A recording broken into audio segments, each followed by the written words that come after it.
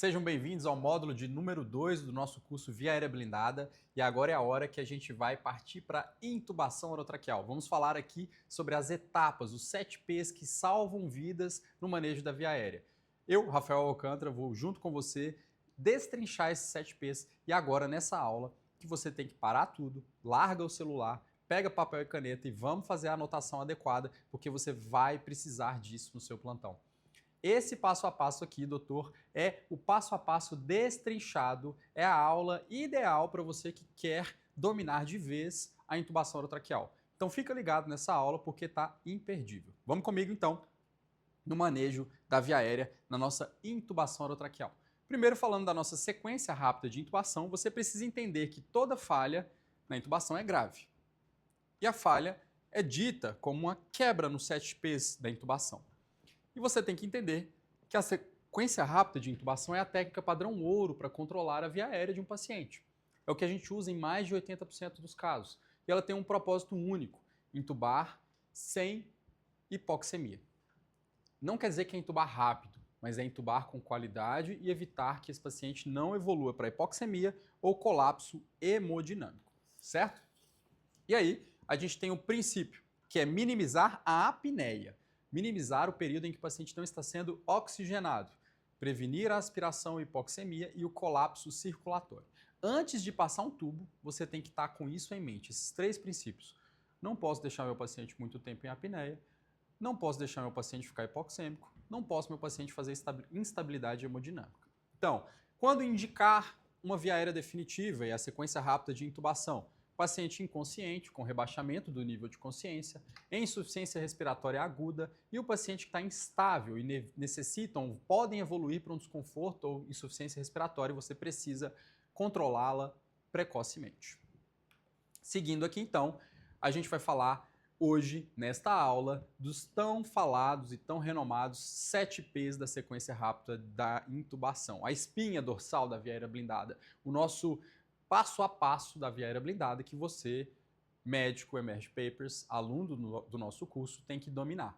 Fique tranquilo que essa aula você vai ter esses slides em mãos, vai ter esses slides no seu celular, porque você não vai deixar mais passar batido uma via aérea, você vai dominar a via aérea, vai ser uma pessoa que tem ela blindada, né? Um médico Emerge Papers. Então, primeira etapa é a preparação. Você tem que planejar, você tem que ter um plano A, um plano B e um plano C.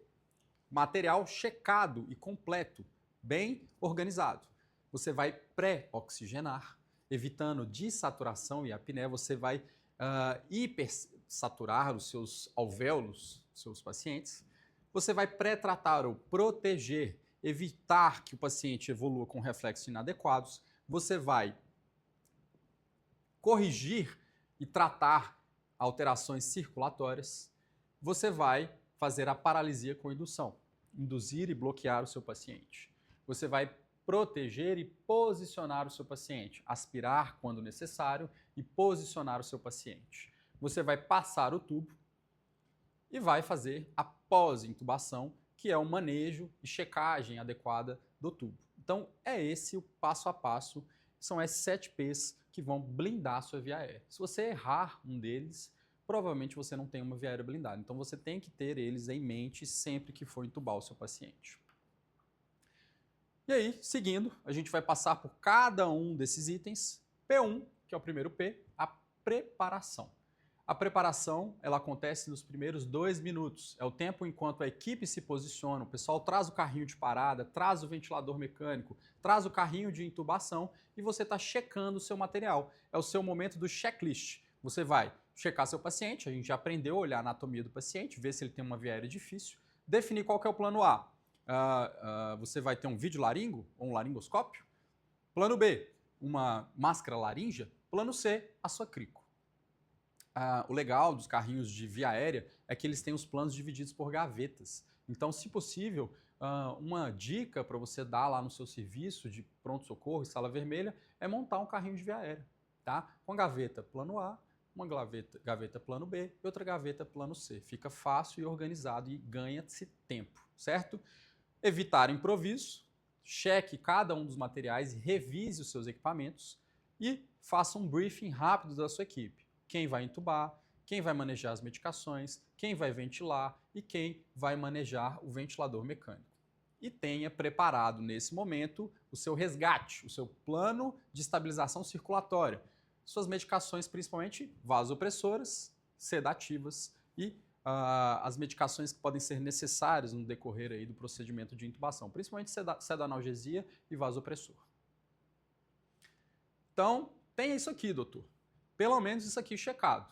Seu laringo, de preferência 2 laringos, um ambu, 2 tubos com cuff testado, o seu bugie, sua máscara laríngea, aqui mostrando para vocês que não é uma coisa tão real, um combi tube, e aqui um material para crico por punção, né? Uma seringa com agulha de punção por crico, que também é uma opção, além da crico cirúrgica, caso você não tenha expertise para fazer uma crico cirúrgica, que é uma opção para quem é um médico de primeira viagem e pode ser feita até mesmo guiada por ultrassom. Bacana? Então aqui, só para mostrar para vocês o CombiTube, que é um dispositivo de via aérea definitiva que você pode utilizar em caso de falhas, né? Não é tão disponível na grande maioria dos hospitais, porém ele traz uma certa tranquilidade, porque ele vai simplesmente vencer tudo que a gente está falando aqui. O CombiTube é simplesmente o resumo de tudo que você precisa para garantir uma via aérea. Ele vai entubar o seu paciente sem necessidade de visualização direta. O segredo dele é basicamente ter uma adequada insuflação tanto do cuff da orofaringe quanto o cuff traqueal. Mas não tem grandes mistérios. Se você tem disponível, treine com o CombiTube, porém não é uma realidade na grande maioria dos serviços. Além disso, dominar a crico. Aqui eu mostro para vocês uma crico cirúrgica real sendo feita num paciente politraumatizado, em que não é possível intubar, ele teve uma lesão de via aérea, e aí é feita uma crico por punção, colocado aí um estilete, perfurado a cartilagem cricotireoide e passado um tubo via cricotireoidostomia, certo? Uma cricocirúrgica nesse caso. Usado um bugie para poder canular a via aérea do paciente, passado o tubo pelo bugie,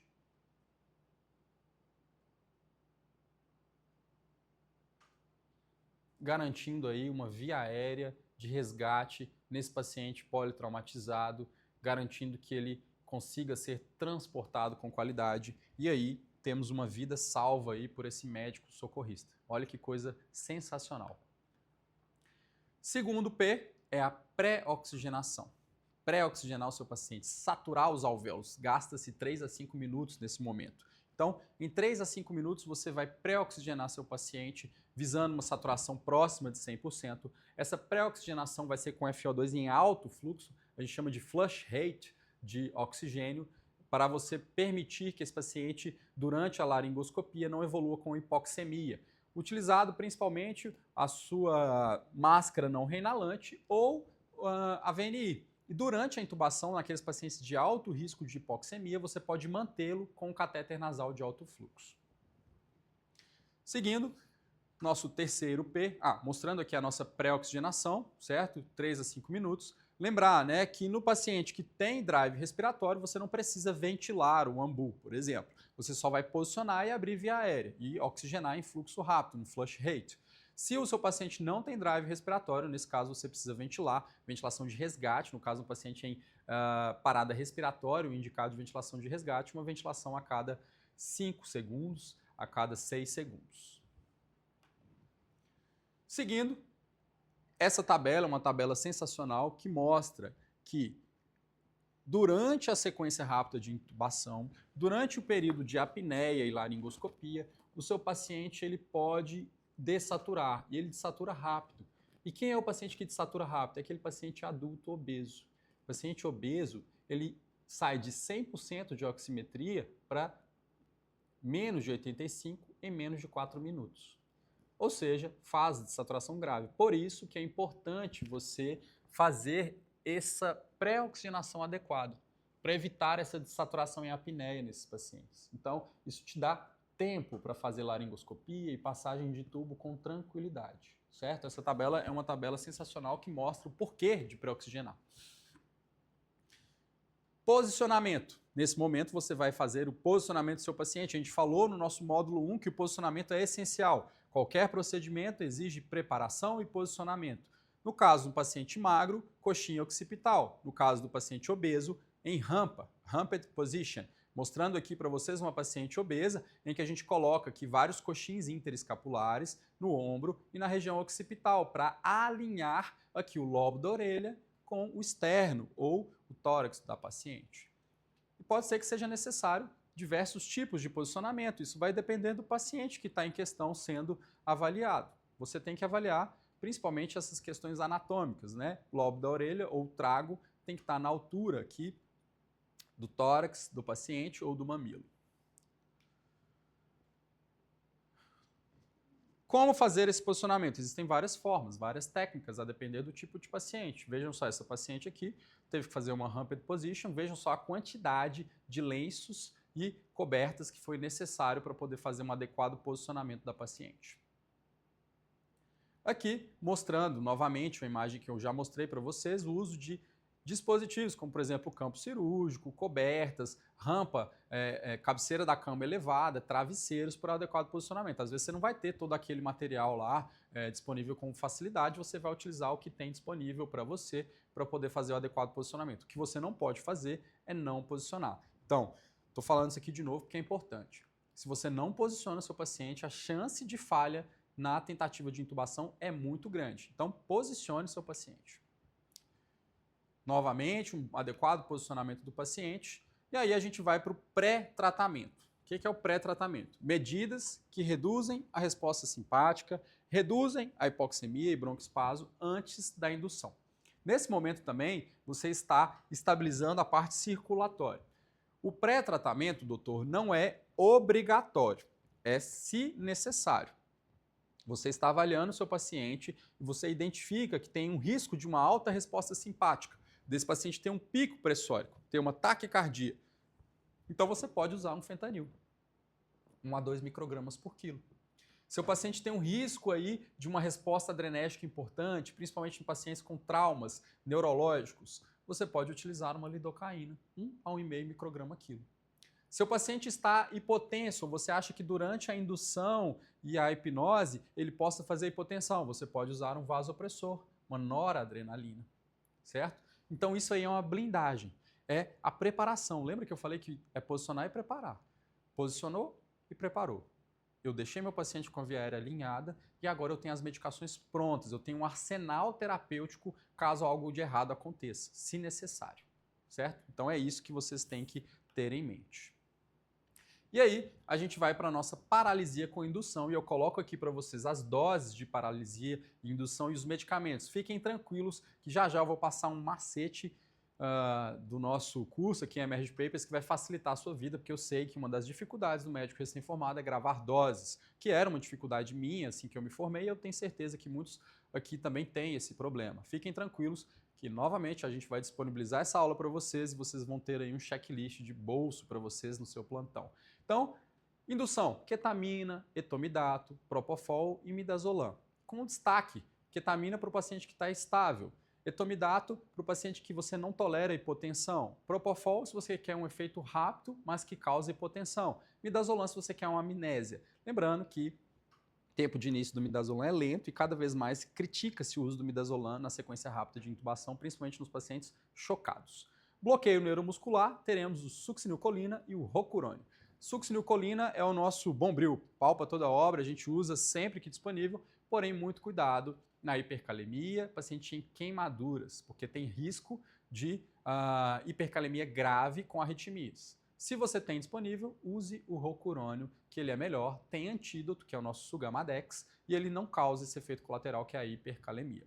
Então, dica aqui do Emerge Papers. Paralisia e indução é um momento crítico, onde as falhas ocorrem, porque você não calcula a dose adequada e não prepara-se de forma adequada. Segunda coisa, nunca faça o bloqueio, ou seja, a paralisia, primeiro. Já vi casos e casos graves de médicos fazerem primeiro o bloqueio neuromuscular e depois fazer a indução. É muito errado. Se você inverte a ordem, você tem um trauma psicológico e uma resposta catastrófica para o seu paciente. Então isso aqui é na ordem. Primeiro a indução, certo? ketamina, etomidato, propofol, midazolam, depois a paralisia com bloqueador neuromuscular. Seguindo aqui, a etapa de número 4, a passagem do tubo, né, a colocação do tubo. Pode ser com ou sem capnografia. As grandes diretrizes internacionais e nacionais indicam a capnografia, mas a gente sabe que não é tão disponível nos nossos serviços. Intubação com videolaringoscopia ou com lâmina adequada, tempo máximo de tentativa de 30 segundos e, idealmente, confirmação, podemos usar a ausculta e o POCUS, que a gente sabe que já é uma realidade nos nossos serviços. E aqui, posicionamento do tubo. Fixação em mulheres, geralmente o tubo na marcação de 21 e homens na marcação de 23. Novamente, mostro para vocês aqui o vídeo de uma laringoscopia com videolaringoscópio, em que é mostrado diretamente a nossa corda vocal, ele transpassa lá a epiglote, que a gente já aprendeu no nosso módulo 1, e aí ele vai passar esse tubo sob visualização direta.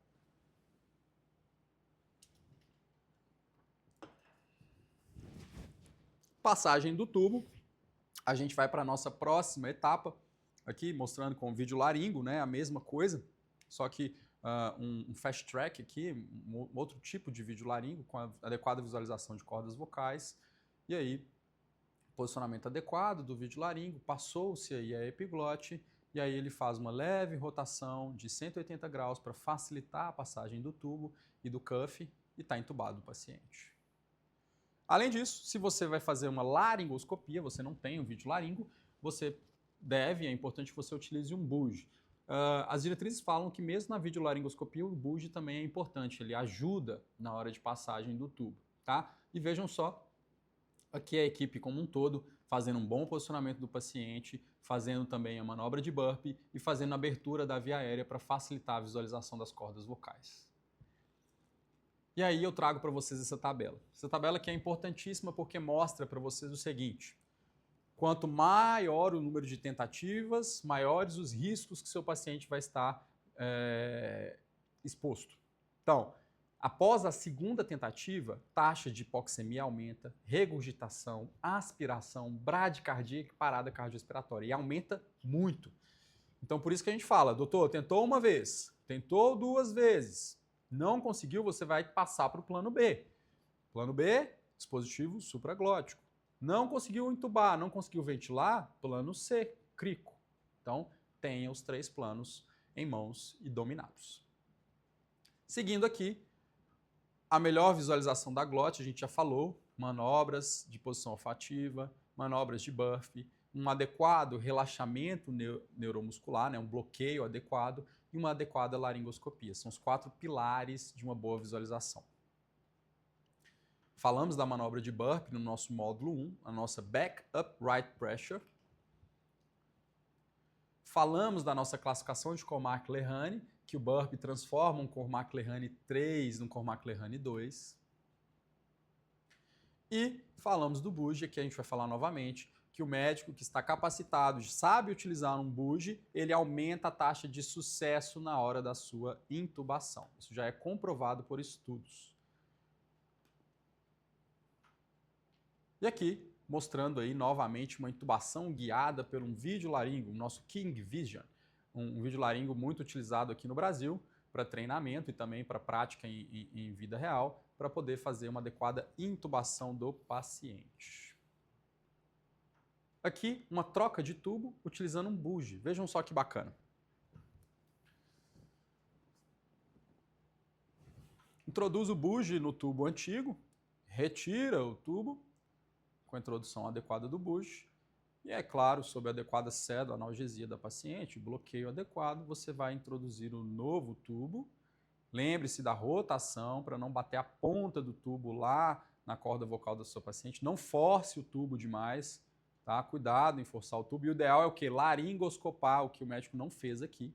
Fazer uma adequada laringoscopia para você passar adequadamente o tubo. Aqui ele cometeu alguns erros, né? Ele passou o tubo muito forçado, o buge estava do lado contrário, de forma que dificultou aí a passagem do mesmo. Tá? Cautela aí na passagem desse buge e muito cuidado. Quer dizer que ele é uma excelente ferramenta que você vai usar de qualquer jeito.